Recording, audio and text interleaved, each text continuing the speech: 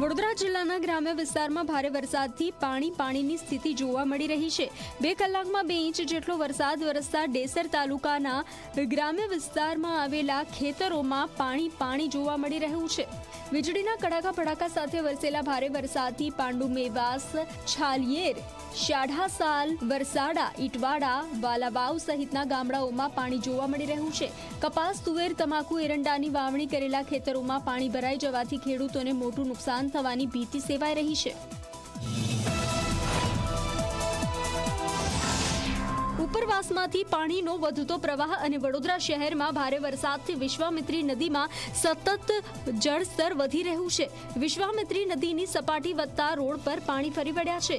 નદીની જળ સપાટી વધતા કાલાઘોડા વિશ્વામિત્રી બ્રિજની મેયર અને સ્થાયી સમિતિના ચેરમેને મુલાકાત લીધી। પાણીનો પ્રવાહ વધતા આજવા સરોવરમાંથી પાણી છોડવામાં આવી રહ્યું છે, જેના કારણે નીચાણવાળા વિસ્તારોના લોકોને એલર્ટ કરવામાં આવ્યા છે।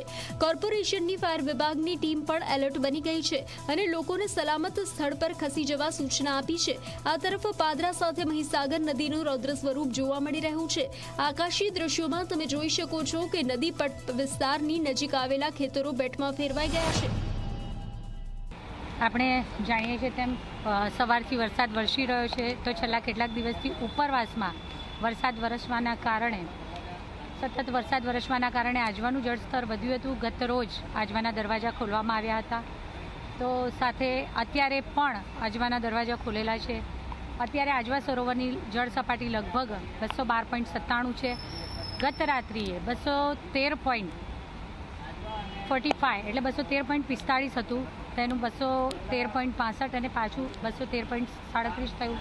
અમે રાત્રે લગભગ 2:30 વાગ્યાના સુમારે સિટી કમાન્ડ સેન્ટર, હું પોતે ડેપ્યુટી મેયર શ્રી ચિરાગભાઈ, સ્ટેન્ડિંગ કમિટીના ચેરમેન શ્રી ડૉક્ટર શીતલભાઈ મિસ્ત્રી રાત્રે પણ હતા ત્યાં અને સતત મોનિટરિંગ ચાલી રહ્યું છે। અત્યારે પણ મોનિટરિંગ કરી રહ્યા છે।